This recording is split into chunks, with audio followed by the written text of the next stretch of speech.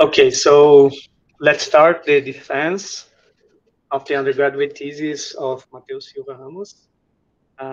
We are here today with the committee that's composed by me, Professor Marcos Massimo, which is the advisor of Mateus, and also Sergi, Engineer Sergi.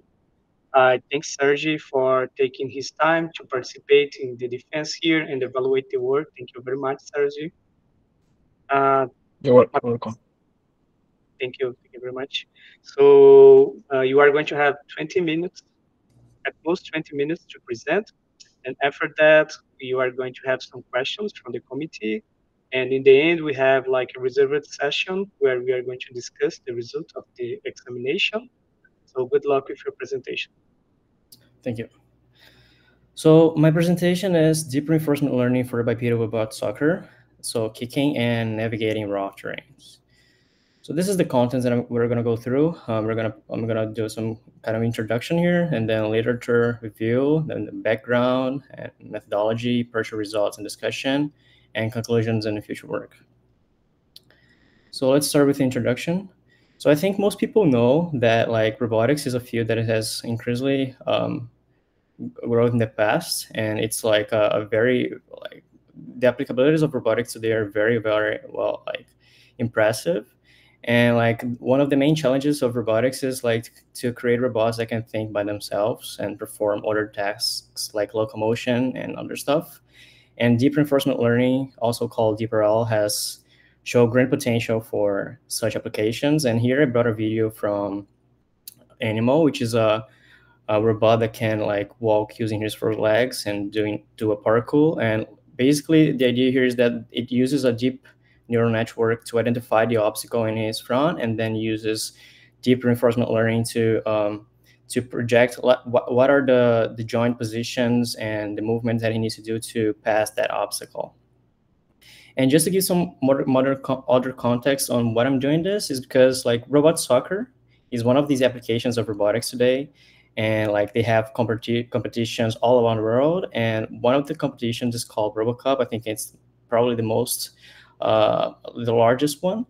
And like there is a sub league inside the RoboCup called Humanoid League, which is basically a set of humanoid robots that can like play soccer together in a field like this. And the objective is to score goals against another team. So you can see here you have a lot of tasks related to this. You have locomotion, you have kicking capabilities, you have a lot of stuff that you have to develop here, and deep reinforcement learning can help in these tasks. And a bit more context, today we have like a robotics team in ITA called ITA Androides. And we have a robot called Shapi here, which is a humanoid robot in this picture. And today Shapi uses control theory to achieve locomotion and ball kicking capabilities. And the idea was to get Shapi to a better state today, to use reinforcement learning to reduce the model complexity of like the control theory. But the problem is that Shapi, although it has some URDF models and some mechanical parameters, they haven't never been tested in the most like new tools that we have today, simulation tools. And with the like one of the things that I'm going to use in this study is the parallel training capabilities, so we can train using GPUs. So the robot was never tested on that. So the idea is to use another robot to lay the groundwork for using like to put Shop in a better state in the future. So this is the main context. And the objective here is to use deep reinforcement learning to make the robot Cassie, this robot here, achieve to solve the task of reaching the position of a ball in a soccer field. Basically, we were going to simulate the soccer field in the simulator, and like we were going to simulate the rough terrain there. And the objective is to make it reach the position of the ball and kick it as far as possible. So this is the objective. And some literature review here now. We have some works that were did in the past that can like help a lot to the development of this work. The first one is the introduction of proximal policy optimization, which is a method inside deep reinforcement learning that helps stabilize the policy updates in these kind of problems, because they can be very noisy, given the fact that like reinforcement learning problems are very sensitive to continuous environments, the data that you put in, and the hyperparameters. Another work that really helped this one is this work from Hernoja in 2019, which used deep reinforcement learning to teach quadrupedal robots to walk. And the idea was that like they claimed that they were the first like study to make that using real robots without simulation for training. So we see here that it is possible to use deep reinforcement learning, as we saw in the animal video as well, that we can use deep reinforcement learning to make these robots walk. And yeah. The next one, I think it's the base of this work, which is like this work from Hudim of 2021, where they use massively parallel simulations with GPUs in the Isaac Gym simulator to drastically reduce the training time that we saw in the past. So like in the past, with the first robots, we were used to get like more than 6,000 hours of CPU to train these kind of robots, and like today we can do this within minutes with just a single GPU, which is what I'm going to show for you guys. So the last one is this work that Professor Marcos Massimo did. This is a study here where they applied 3 different deep parallel algorithms to train a robot humanoid to learn how to driven capabilities for a humanoid robot. And they test like deep deterministic policy gradient, trust region policy optimization, and PPO, which is this first algorithm here, this method. And they showed that like the PPO was the best one among all of these. So this is one of the other reasons why you're using PPO for solving this problem of soccer, the robot soccer. And the main contribution of this work is to apply massive parallel reinforcement learning combined with curriculum learning to this field of soccer, robot soccer, focusing on like the ball kicking capabilities and while the robot walks in raw terrain in the simulation. And just to give some background here, some basics of reinforcement learning for those who don't know. So basically, the main thing of a reinforcement learning problem is the agent environment interface, or you have this in this picture here. You have an agent that interacts with an environment, taking actions, and then the environment outputs a reward for this agent saying how good or bad that action was. And you have also the states that the agent is in. So if you take an action, you probably, for example, are going to change the position, like the position of your joints in a case of a robot, and this is a new state in the environment. And what the agent learns when in the training process is called policy, which is basically a map from each state to an action. So given a state, give me an action that I need to take to get like the best rewards. And this is usually a stochastic function. So like it's a probability distribution here. And the idea here is to teach the robot to learn these policies such that you can maximize the return, which is the accumulated reward over time, given by this expression here. So you have all the rewards in the future, and they are like weighted by a discount factor so that you can privilege early rewards compared to the later ones. Now we're going to move forward to talk about proximal policy optimization. So as we saw, we have this thing called policy, and sometimes for continuous spaces and some problems, it's like easier if you parameterize this function and use some kind of gradient ascent algorithm to find the best solution for it, or at least a satisfactory solution. And these methods are called policy gradient methods, but they can suffer from high variance in the gradient estimates because you have to estimate the gradient since the problem is in a continuous space. And sometimes you update the policy in a way that it's not like the agent can't learn successfully because the policy changes too much. So the proximal policy optimization is a method that prevents this by adding a new term in the loss function of these problems, which is the ratio between the policy that you have now and the old policy. And they propose this loss function here, which is basically if you have a policy that changes too much, you're going to clip this function, and you're not going to let the agent change too much his behavior so that you have a more stable training process. And the last one is curriculum learning, which is basically a technique in reinforcement learning that you can use in other ML problems as well. You can use for training an agent in using sequence of tasks of increasing difficulty. And this is basically how the way that humans learn. So basically, a human first knows how to sum two numbers, and then he knows like how to multiply them, and then you raise to the power of a number. So these are progressive tasks where you use the knowledge from the previous task to solve the next one. So this is the idea of curriculum learning. Now we're going to talk about the methodology of this work. So as I said, we're going to use, at first, we're going to use the robot Cassie. It's possible this changes over time.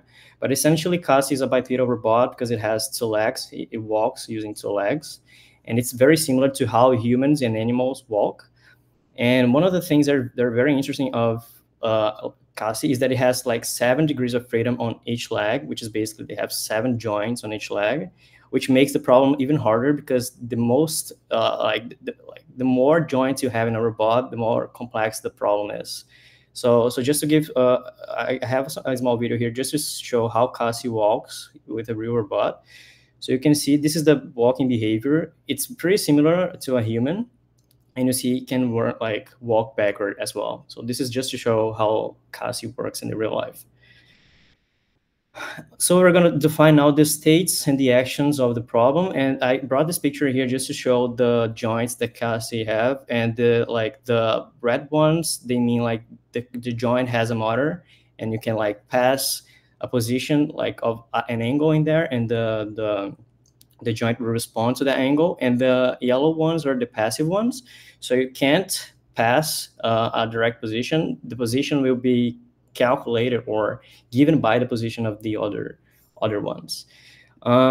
So the states of the problem are basically the basic linear velocity. This is what the agent needs to know to make the actions, to take the actions and to learn a policy. So the velocity is based on the world reference, the angular velocities as well. This is saying that like this is a vector in the R3, like 3 values, 3 dimensions. We have the measurement of the gravity vector in respect to the frame of the robot. We have the joint positions because we have 12 joints. Actually, we have 14, as I said, but this problem here, like the RDF model of Cassie in all of like the most well-known, like the well-known URDF model has only 6 joints because they merge these two here and they treat it as an active joint. And you also treat this one here as an active for simplification. So you have 6 per leg. That's why you have 12 here, right? You also have the velocities of these joints. You have the previous actions that the agent took in the last iteration, like in the last time step. They have the terrain measurements, which is basically a grid of 11 per 11, and you measure the height of the terrain compared to the base height of the robot, like this part of the robot here. And you also have the ball position, which is our R3 metric. You have the actions. So basically the actions are all the motors that you can control here. You have the hip abduction, this one. You have the yaw, you have the pitch, you have the thigh, which is the union between the knee and the shin that the RDF model proposes. You have the ankle, you have the toe one as well. And as I said, you have like controllers in each one of these so that you can pass a position, and the PD controller will control the torque that you apply to each joint so that you achieve the position that you want. So this is basically the states and the actions. And the rewards that we propose here, most of them were took from the study that I said about the massive parallel reinforcement learning, which is basically you penalize linear velocity in the z-axis. You don't want the robot to go up and down all the time. You have a no-fly one, which is basically so green means that you reward the robot, and red that you penalize the robot. So you're basically saying here that you want the robot to keep at least 1 foot at a time in the ground, on the ground. And you also want like penalize torques in respect to the world reference. You want to penalize the accelerations in the joints, the action rate. You don't want the agent to take a lot of actions in the same time step. Penalize collisions, the position. You don't want the robot to operate on the limits of each joint, so you penalize this as well. The velocity is the same thing, torque the same thing. You want the robot to take 1 step at a time, so you reward it to put the feet on the air.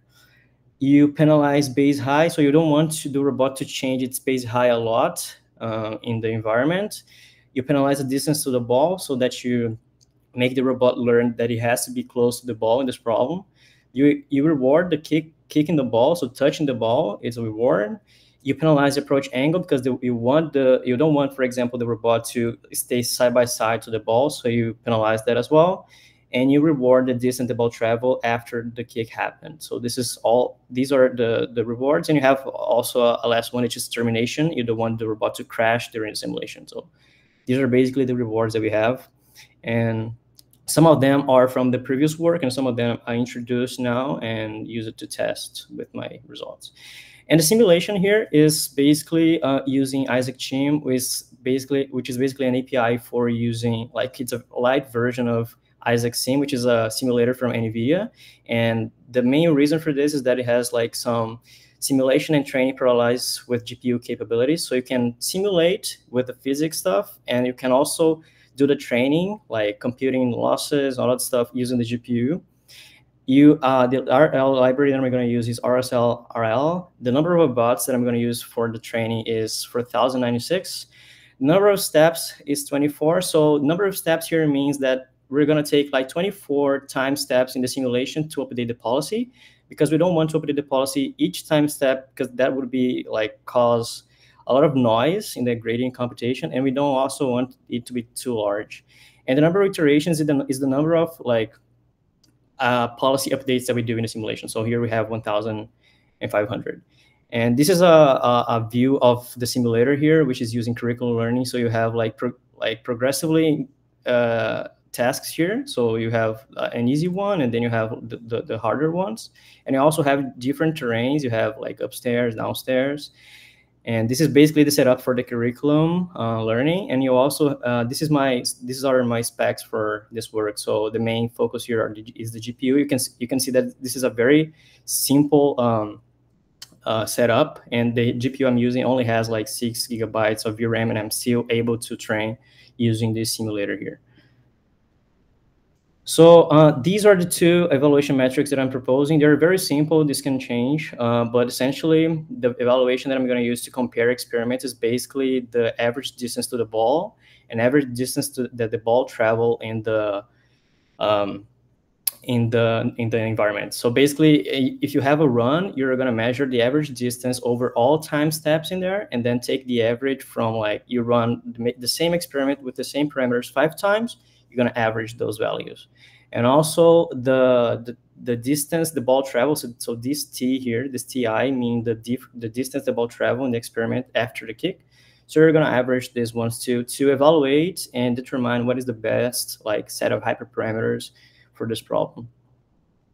And I have some results here, partial results in discussion. So as I said, I was going to use Isaac Gene to do the simulation. So I did that. I trained the model using Isaac Gene, but then I found out that we have a new simulator called Isaac Lab, which is basically the same thing, but it has more supports for like to use Isaac Sim. You can add more stuff. As you can see here, you can add these errors. You can add a lot of different things. But like the training part, I used Isaac Gym to do that, and I just used Isaac Lab here to show the robots walking because it's prettier, so you guys can see. So in this case here, you can see the robots walking in a terrain that has some noise in there to simulate the soccer field, and you can see that, like, they are taking small steps one each at a time, and you can see their directions between the toe joints and the ground, and you see that they're following.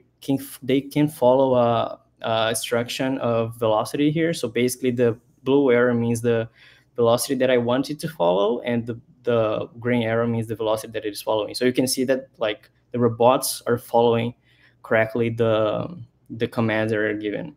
But this problem here, this one here, was trained using the basic environments that, like, I got from the previous work. Because, as I said, we don't have a reward for tracking a velocity that is commanded to the robot.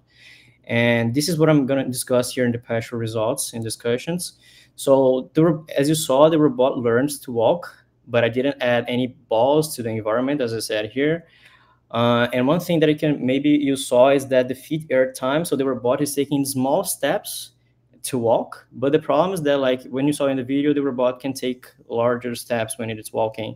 So, but when we change the reward that we do, like that we give to him, the problem is that like the robot now starts to like it takes a step one step at a time, but the problem is that it uses only one foot to walk basically. So it takes a small step with one foot and a very large step with the other foot. So this is how we learned, and like we have to change that as well. And another thing is that the robot is walking a little crooked, so it's not walking straight in the simulator. And this is something that we have to change as well by changing some of the rewards. And yeah, and the other thing is that the original rewards, as we saw, led to the behavior of walking there. But the problem is that when we remove those like velocity commands and we want just the position reward that we want the robot to achieve, we don't get robots that can walk. And looking at the implementation that I saw in Isaac Lab, because they have some more other environments, they have a implementation for navigation, and they use like the same policy that you learned in the velocity commands here to learn how to go to a certain position. So like they take the policy that you learn and they fine tune it, removing the rewards of velocity commands to achieve positions in the map. So this is possibly one solution that we can take to solve this problem. Um, and yeah, and the conclusions and future work, basically, as I said, like the Isaac Team show, like very showed to be a highly efficient tool for training these robots, and it's very fast. I was able to train this Cassie model here in like 30 minutes. The state space and reward functions, they are able to give the robot enough information to learn how to walk in that environment. But we saw that we have some problems like the incorrect movement and the reward value functions that needs to be solved.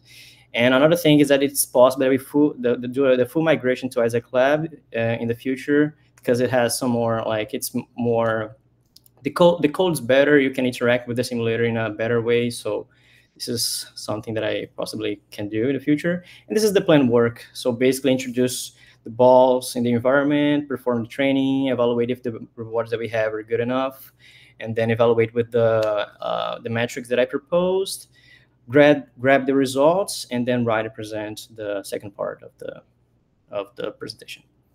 I think that's it. Thank you very much, Mateus, for your presentation. Uh, I think you are 3 minutes late, but that's fine. It's just 3 minutes. Now you are going to start the part where the committee is going to ask questions. So you start with Sergi, which is part of the committee, the Hi. external member. So Sergi, feel Yes. free to ask as many questions that you want. And thank you very much again to participate here today. You're welcome. First, nice.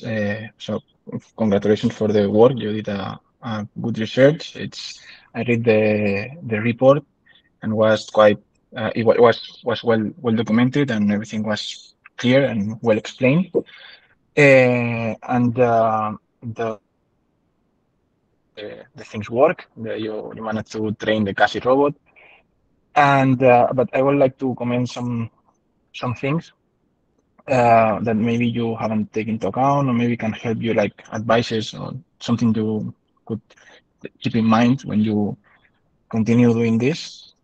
The first thing you one thing I would like to clarify, or you to explain me, is you want to this work is motivated to make the chappy or chassis, or I don't remember how it's called, the robot, to make it play soccer. No, Yeah, the thing is that that robot is uh, way different to Cassie.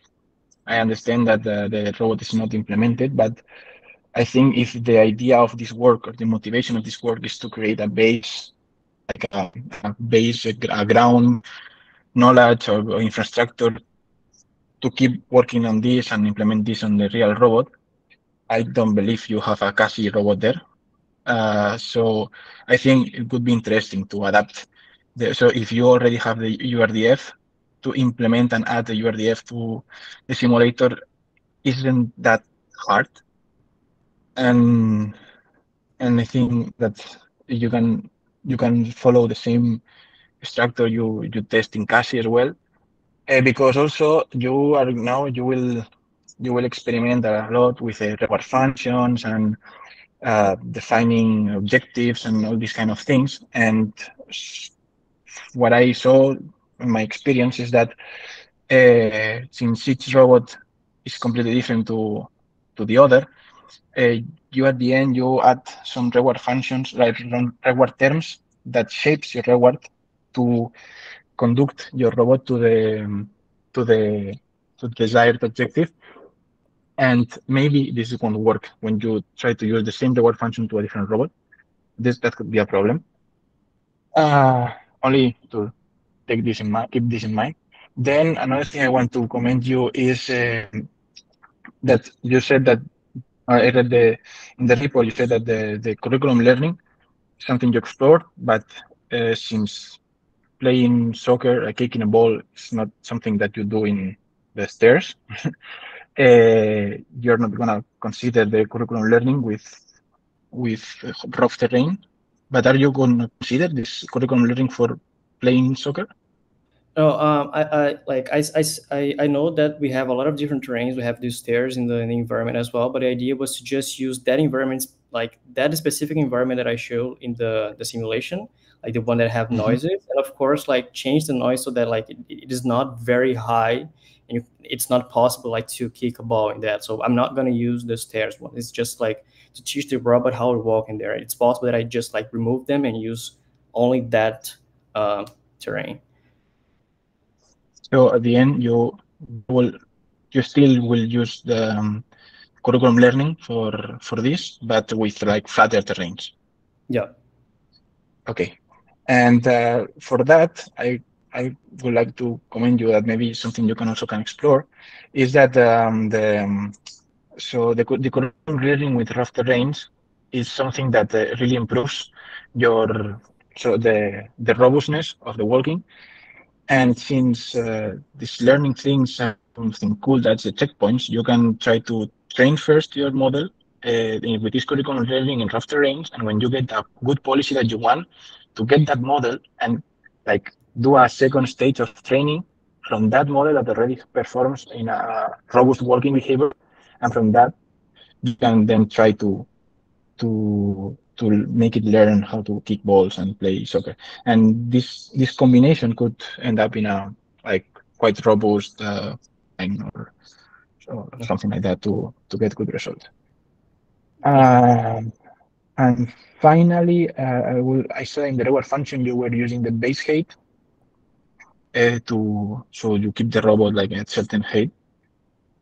This is nice, but be careful because this height is measured with respect to the ground. So if it goes upstairs, downstairs, then this like uh, fucks up the simulation. Sorry, Mhm. and but uh, and also if maybe for walking, no, because you want to be stable, but maybe for kicking a ball, maybe the robot needs to put itself in some like special positions, like the base needs to turn the base, something like that. And this could lead to some base motions that this reward term could affect to your expected results. Mhm. So this is something that you should consider to because maybe you want maybe you will get like weird results and you don't know why, and maybe it's because this term. To improve this, if you were measuring the ground, like distance from the base to the ground, because I saw that you were getting also because you're using the same environment. The environment that worked was measuring distances of the random points around the robot to the base. I think with this would be enough and shouldn't be necessary to use the base height. Okay. Okay, that makes sense. Thank And you. I think that's all. Uh, I encourage you to be working and could be really nice if you can try it or give it a try to with the real little robot. Yeah, I was talking to Professor Marcus Maspo before, and he said like there is a student that is working with the simulation of this URDF model. So yeah, I'm gonna try using this model and simulating it to just to see if the rewards are still useful in that, or if I will need to change a lot of stuff. Yeah. Nice, nice. So that's all for my part. Thank Thank you. you so So thank you again, Sergi, for your comments. So I took notes of everything, and then later, together with Mateus, we are going to make sure that everything is incorporated in the document and also in the continuation of the work. So this is actually a qualifying exam. So it's not, we don't call it like a qualifying exam. We just call it for the PhD, but it's a model that we have here that I think it's not that common outside of this school. But then it's going to continue now until the final work that's going to be presented at the end of the year. So uh, about the work from Mateus, I want to congratulate him for the good presentation, the good work that he has been doing. He is a good student here. All the professors say that he's a good student, so congratulations. Uh, and then I'm going to make some comments about the work in general and how we got here. So the first idea when Mateus came to talk to me about a possible undergraduate thesis about reinforcement learning, and then I proposed it using the kangaroo model, and then we started using the kangaroo model to try to make it work. And you helped us with that. But after some time, Mateus was having a lot of trouble to make it work with the rough terrain, and because of that, he got a bit anxious about this and a bit afraid that it's not something easy to fix. So he decided to change to the CASI model. And also another possibility is to use the SHAP model, which is our own robot. Actually, there is another student that he's another undergraduate student that is working with the SHAP model. So actually, he's already has already implemented it in Isaac Gene, and also he was able to make it learn to walk, but it's a very recent result. I think that the last time that I talked to Mateus, the robot was not walking yet. He had a model in Zycgene, but it was not working well at the time. I think I talked to you on Thursday, right, Mateus? Mm-hmm. I think maybe Thursday morning, and then Thursday afternoon, I talked to this other student, and then he told me that it seems that it's learning, but he didn't had access to a visualization of the policy yet, so he was not completely sure about that. But I mean, the reward was increasing, and he got a reward curve that looks like that the robot is learning. So maybe I agree with Sergi that it doesn't make that much sense if your objective is to train a robot to kick the ball and something that looks like Shapi. I think it's not the best idea to continue with CASI if you can have a model that actually uses Shapi. Another possibility would be to use the kangaroo model, but I don't know if Sergi has any updates about that. Well, the kangaroo model, the big issue of kangaroo model is its model itself. It's quite complex, and it's not really similar to any other robot that's already modeled. And I see. the reward functions uh, needs to be reshaped. So that, but we're still working on that because it's a little bit hard. We get stable walking, but not in a human-like way. So it's I like see. it's still it's not so for this objective you want to find like to specifically training for kicking balls. I think it's not ready yet. Okay, okay, no problem. So maybe the best idea for Mateus is to switch to the Shapi model. If it's really working, we need to check that. But I think would be the best idea. If it's not working that well, of course, you can continue with CASI and maybe change the task, something like that. But okay, Okay. so now, okay, my camera has some problem here. So now we need to go to the reserved session. Before that, I want to open the possibility for the other people here in the room if they want to make any kind of question or any kind of comment.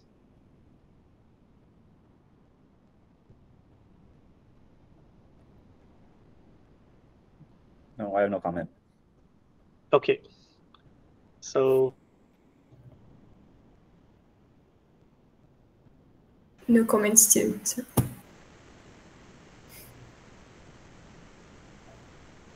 You're muted.